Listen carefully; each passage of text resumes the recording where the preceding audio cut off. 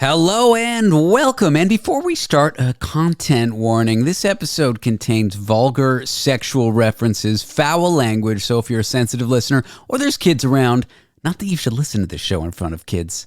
Actually, maybe you should definitely listen to this show in front of kids, just not this one. So, be advised. And with that, it's This Is Going Well, I Think, with David Cooper. I'm your host, David Cooper. It's This Is Going Well, I Think, the show where no one's listening and no one cares, the show where every episode's the last episode. So let's get started. My guest today, Toronto-based comedian Natalie Norman. You can find her on the interwebs at Stalking Natalie on all the social medias. She's hilarious. She's vulgar. She's really open. She's a laugh. I love having her on the show. So let's begin the Gutter Fest.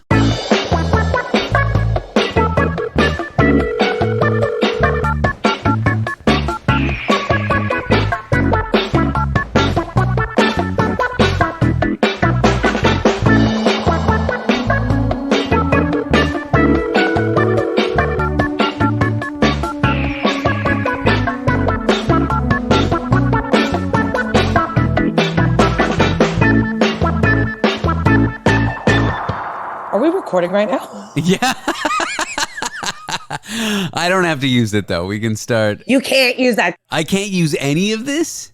Fine. Let's start again. Well, I'm keeping the ugh part in. Fine. Just, hello, hi, I'm back. I hate you so much. Sorry. The reason I hate you. You can tell them. I was telling you something personal and I said you can't use it. But since when? Because the other people are private and I'm trying to respect their boundaries. Fine, but these people should know when they get involved with you, there's no privacy. Actually, there is. If that's what they want, that's what they get. You're lucky I'm a good friend because I have what you said on tape and I am going to delete it and there will be no evidence of it at all. And when this goes out, this will just be the beginning of the show. I'm that good a friend, but you are lucky I'm that good a friend. Shut up. No, because it was juicy. It was salacious. Everything I say is salacious. That is true. And also, I can still tell you that I am dying to come right now. I am dying to come. I can't wait to come. I'm going to come everywhere in the city. This is ejaculate, right? I mean, sure. I guess that's what a woman does. Does a woman ejaculate? Yeah, I think so. Yeah, I'm going to come everywhere. Gross. You adjust yourself and look at yourself in Zoom as you say that. Yeah, I'm going to come to myself. Yeah, I think that's who you're really in love with. You hook up with other people to hook up with yourself. Is that? Yeah. I always have mirrors around. You were telling me this so sexy story, which no one will hear. Yeah. At what point do you realize that I'm rolling? Because I'm asking you questions and I'm kind of like leading you on like an interviewer. And it took you like 5 minutes to realize. You're like, wait, are we recording right now?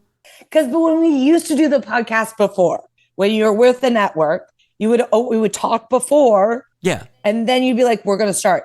But here, I forgot that you just start once you call me. Yeah, because I'm not beholden. First of all, it wasn't a podcast. It was a radio show. And second of all, I was beholden to some sense of decency, which I am no longer. Natalie, you're going to ejaculate all over the city of Toronto. What are you going to do when the city floods? I don't know. Let it drown. Call the Public Works. They got to clear some. I'm not calling Public Works. They're not going to do nothing. Clear out the sewers. Get rid of the back. Get rid of those leaves in the sewer grates. They need to be wide open. God, it is rough at this end. I'm also exhausted because I can't sleep. Why? Because I'm so horny. Well, you do it to yourself. Yeah, but that's how it's good. Well, I can say this as part of being horny for whatever reason. I won't say the reason. You are not masturbating. You are not having sex. You're not doing anything for a week. It's not a week. It's a few days. I'm a pervert. Ugh. I usually masturbate every day for 2 hours. Oh my God. Yeah, I know. You're like Mr. Asexual over there. I'm not asexual. I'm low sexual. Doesn't it hurt? Like, don't you get sore? Because I got what's called the death grip, which is when you use a really like weird fucking strong grip and then you get like sores on yourself because your grip is so tight and whatever. No, because I usually masturbate every day. So I don't need to like go at myself 100 million. You're not using a belt sander. Yeah, but like. Question for you. Do you use toys? And I'm going to ask you these questions not making eye contact because that would be rude. No, I'm looking at myself anyways. I know you. is how you get horny for 2 hours, looking at yourself. Do you use toys? Are you just going in there with the hands? What's going on? Lube? I use the toy you bought me. Oh my God, I'm such a good friend. I have bought for no less than 5 of my friends, including a couple, That's hot. the Hitachi Magic Wand. And every time I say, this is the sex toy that is great, they're like, no, I've used a vibrator before. No, I know what you're talking about. And then I say, well, have you used it? And always they say, no, but I know what it's like. And then I buy them one. And then a month later, they're like, thank you. No. Okay, let's go back. You bought it for me. I tried it. I didn't like it. It's too much at first. It's too much. Now, is it the best vibrator I've ever used? Absolutely not. That is incorrect. The best one I've ever used, and I'm so sorry to say this, is the Satisfier. It's called the Satisfier 2. Okay. It's different. It's got like one of those suction cups. The suction on mine doesn't work. That's fine. That's really bad for your clit. However, what's great about the wand is I don't have to charge it. And I don't need batteries. It needs that wall power. It needs to hit the electrical mains. It needs straight from the power station to your vagina. There can be no interruption. It is that much intensity. I mean, I am always worried I'm going to electrocute myself when I'm using it. Like, knowing my luck, I'm just going to shock and then fall off my bed. Don't use it in the bath. Obviously not. But these, I was just looking up the Satisfier. I believe, I may be incorrect here, but the first one, it was a German toy of this class called, and you have to realize whatever marketing firm that this sex toy company talked to in Germany, no one spoke English because they named this thing the Womanizer, which is so funny to me. It's a female-only sex toy, and it uses very light positive and negative air pressure, sort of suctioned around your clit. And it like kind of was its own class of toy. And then, of course, all the copycats came, and that's what you're talking about with this Satisfier. Yeah, I love that. Obviously, a German company like they're such innovators. In everything they do. Yeah, it's like a precision toy that does exactly with air pressure and pneumatic pressure. Leave it to the German. When they focus on things that isn't killing the Jews, they're not so bad. They kill it. They crush it. Whatever they put their mind to, they do well. But so anyways, I do find the wand too powerful, and to the point that if I use a higher speed, it kind of makes my pussy feel dead. I just didn't respond, and the dead air there was so good. It was great timing. It numbs you out. It's too much. It's like which I don't like. Yeah, but most vibrators, you either have to buy batteries or charge them, and I'm really bad at charging things. Yeah, and if you're going for 2 hours, you can't be fucking with batteries. Well, I don't use it the whole 2 hours. Are you nuts? I don't want to. What are you? Are you looking at porn? Give myself a clitorectomy. Are you looking at porn? Are you reading stories? Are you just using your imagination? Are you texting people? Are you looking naked photos of yourself because you're that vain? What are you doing? No, I don't. I've never masturbated to photos of myself, surprisingly. It depends on the mood. It depends. Usually it's around 4 p.m. Eastern Standard Time. Does your alarm go off? No, my body's like, well, it's like my internal clock. I don't know why. I got to sneak around the house because it's not that Miranda gets upset. But if she asks, are you doing that right now? And I say yes, then it's a whole thing. It's just a whole thing. Why? I don't know, because it's like, oh, what were you looking at? What are you doing? Can I join? That's so hot. It is hot, but sometimes you just want 5 minutes to yourself, just get the pipes flowing in and out, bing bang, Honestly, ideally, it's never by myself. Uh-huh. Like, I always rather have someone else doing stuff to me. Would you? Yes. Huh. I mean, I mostly would, but sometimes I want to be alone. No, I'm alone always. You live with your partner. It's different. I know. And if you lived with someone, you'd be saying what I'm saying right now. Probably, but it's like a whole to-do anyways in this apartment. Why? Just because it takes me what I think I've realized I've been doing is I've been unintentionally edging myself. Okay. Because maybe you have this issue. If I'm looking at porn, so it's not always porn. Sometimes it's an imagination. And then to get myself finished, I'll start looking at porn. But then I'll be like, no, I can find a better one that's turning me on more. And then I'll get into this really fucked up hole where I'm just diving deeper into weirder shit. And then I'm like, I've kind of just like surpassed the time for climaxing. You know, you've described how every man looks at pornography. First, it's like, oh, what's this? What's this? And it's like, go right to the end, go right to minute 17. I want to see this exact scene. Oh, next video, next video, next video. I remember the first time I ever watched porn with a girlfriend. I was so excited because I'm like, oh, I have an open-minded girlfriend. And so we're sitting there, and I didn't realize at the time it was a trap. Because I start looking at porn the way I look at porn. I go to this one website, I type in these keywords, I click on this video, I click on that video.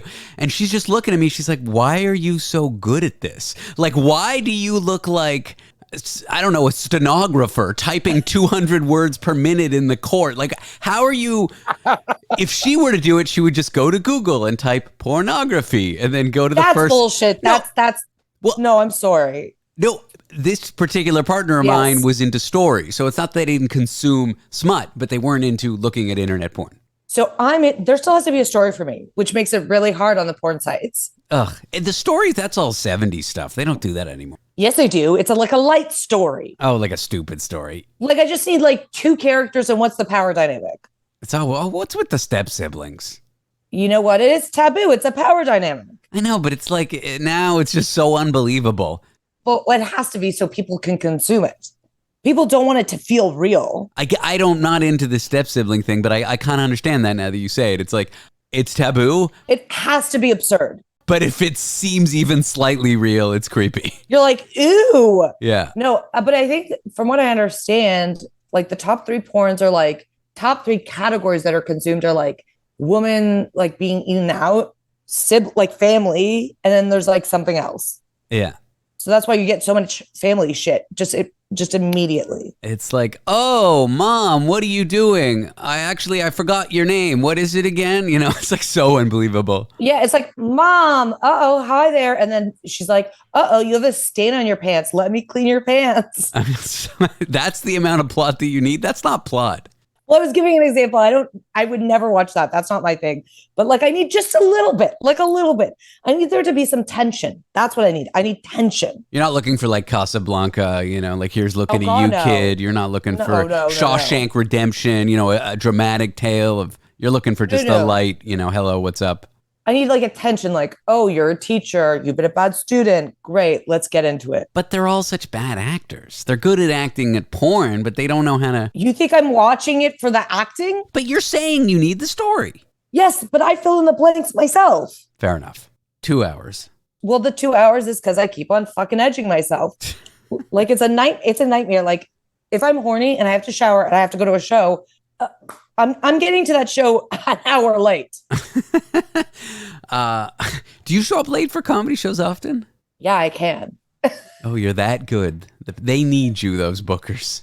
Shut your mouth. I'm never first. Sucks being first, huh? For me, I don't give a shit.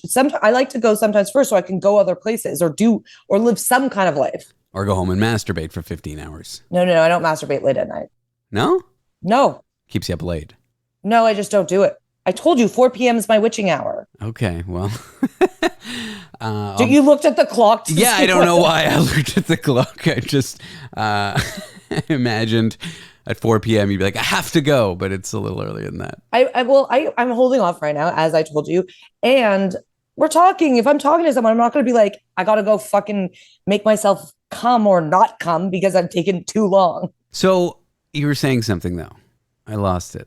I don't know. Masturbating. I'm going to be in New York. Well, we could talk about how I'm going to be staying in your place soon. Oh, yeah. Are you for sure on that? I'm coming. Have you booked it? Yes, I've already booked shows. Okay, good. Have you ever cat sat before? Of course. Okay, he's a lot. He's very needy. And so am I. Don't let him out because he will dash out the front door. Can I have sex in your apartment? What are you talking about? Of course. Great. What kind of question is that? I don't know. Who the fuck lets someone stay in their home and then says no sex? That's insane. You would be surprised. That's insane. I always feel weird masturbating in someone else's place. Why? Don't use my vibrator. I'm hiding my vibrator. Okay, that's BYOV. Bring your own vibrator. me crossing the border with 18 vibrators. You need like an export license for it. No, first of all, I would never use your vibrator. Disgusting. If I would do something, it will be having a gentleman caller and I won't need to vibrate because I'll use his mouth as a vibrator. That is nature's vibrator, a man's mouth or a woman's mouth or a gender non-binary person's mouth. Boom. Okay, I'm excited for you to cat sit. Where are you? You're going to be in San Francisco. I'm going to be at Burning Man for most of it. Yeah. Yeah, are you excited? Yeah, sure. It's different now that I don't do drugs or drink really, but it is still fun. And the creative work is the thing that calls me there. That's disgusting, but continue. Well, no, I do radio there, and it's the most fun radio ever, like ever. Actually? Yeah, it's insanity, and it's kind of complicated the way they get the licensing to actually broadcast on an FM station. Okay. And as a result, profanity is not allowed, but kind of the government turns a blind eye to it. That's great. So you're not going to do, I thought you still did drugs sometimes. Yeah, I'm totally sober from booze. I'm totally sober from Xanax. I won't touch those things. What happens when, if you don't mind me asking, Xanax? What is Xanax? Xanax is a relaxant. The fact that you've never taken it, I don't want to explain it to you because you are like the ideal candidate for an abuser of Xanax. Have you taken Klonopin or Ativan? So I don't take that stuff. You shouldn't. You would love it. Well, no, I wouldn't because I don't like the feeling of like feeling really dazed. My shrinkest sometimes encourages me to talk about it truthfully rather than pretend it's bad or whatever. It's okay to say I want it. It's okay to say it's great. What's important is not to do it. So it's the greatest, most pleasant feeling. All your worries go away. You're relaxed. If you want to sleep, you can sleep. It's a very pleasant feeling. It's an anti-anxiety medication. See, they've always offered me that because I have severe anxiety. And I've always refused, A, because I know it's highly addictive. And B, I don't, the way that it sounds, it kind of like makes me feel like it's weed where it feels like you're so relaxed, but you don't have control of yourself. You don't care that you don't have control of yourself, though. Right. See, that's the part that's missing. But in my head, I'm so worrisome that I won't ever try it. But with weed, if you feel like you're out of control, you start to worry about it. You get paranoid about it. With Xanax, you aren't in control, but you don't care. Why are you trying to encourage me to take the Xanax? Well, you shouldn't because it's highly addictive. And if you mix it with alcohol, it's deadly. Like a normal high dose of that and a normal, binge drinking amount of booze can literally stop your heart.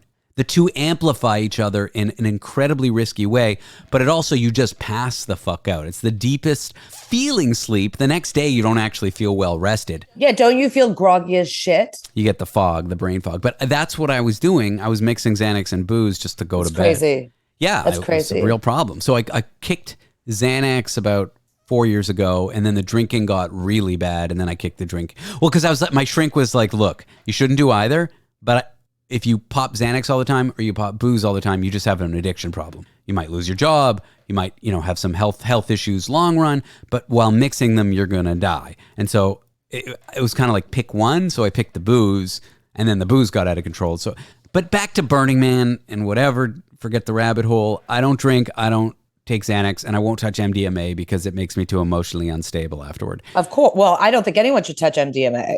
That's an amazing drug, but it's just afterward, it's when I'm drained like that, all my, happy chemicals are gone. But that's what I'm saying is I think a lot of people have depression and they take it and don't realize that you're so depleted. I've done MDMA. Yeah. That and Special K. Ketamine. So speaking of other drugs, I try to stay away from them because I'm trying to be a bit straight edge. But if it happens, it happens. I'll be around white powders a few times a year. When my friends get into it, I'll usually just walk away, What about you? But are you fine with like Ritalin and Concerta, like that shit? I mean, I'll take it if I need it. I have ADHD, so. Well, you're on what, Vyvanse? I'm on Vyvanse. I think I told you this. I tried the one with A. What's it called? Adderall? I tried Adderall. I took 2 and I went on stage. Best set of my life, I got to tell you. I took too much Adderall and went on stage. My jokes were quick. I was so funny. I was like talking to the audience. One of the best sets of my life. I got home and my jaw was shaking for hours. I was just shaking. The jaw grind, the gumming. It was awful. I did cocaine before doing a set once. This was a very short period of my life where I was at the point where I would do a line of coke before I'd go into work because I was drunk, still drunk from the night before, and I wanted a little pick me up. I was that far gone, no further gone than that. And in that, This was only maybe a 2-month period before I was, stopped doing that. But I did blow before a set, and I bombed really hard, and I'm so glad I bombed, because if I had done well, I would have got it in my head. Cocaine's a great thing to do before going out on stage. Well, I get that, but like, listen, the Adderall was great for me to do before I went on stage. Will I do it again? No, I literally called my doctor the next day. I was like, I don't like the way I feel, because the come down and that shakiness was awful. Mm-hmm. So my doctors prescribed me anything because I'm so responsible with drugs. Well, drugs have side effects. That's the moral of the story. Dr. Natalie describes side effects of drugs. So, Burning Man, the radio station there is a lot of fun. They give me more shows than everyone else. They let me do the reporting style stuff. So when they actually burn that thing, the thing you've seen a picture of, I'm sure, where they burn the big effigy and there's a big party at the end, they do a kind of a live report, almost like there's a on the street reporter at Times Square, Kathy and Anderson kind of thing, summing up how the week was, just like they sum up how the whole year was in New York. We do that style reporting. So I get into that kind of stuff, and we kind of pretend it's serious, and it's a lot of fun. For the longest time before I did radio professionally and took this stuff seriously. Yeah, that was what you did. It was my biggest gig of the year. It was the one time a year where people would actually hear me. And it was a lot of fun, and it's still a lot of fun. So I go, but that's why I go. If it was just the party, I wouldn't bother with it. Well, what's annoying is that you promised me 2 years ago that you would take me to Burning Man, and you still haven't. Well, it's expensive. If you can get there, you can camp with us. Oh, I forgot about the camping. Never mind. You need a tent. You need food. You got to have a ticket. You got to find a way to get there. It's like a whole thing. You got to bring water. How many people show up to Burning Man? I think 80 or 90,000. Holy shit. It's a whole city. I know. Okay, well, let's end this because I have to go take a shit. What a great ending. Natalie. I'm on Ozempic. What do you want from me? Natalie, it's always a pleasure. Always a pleasure.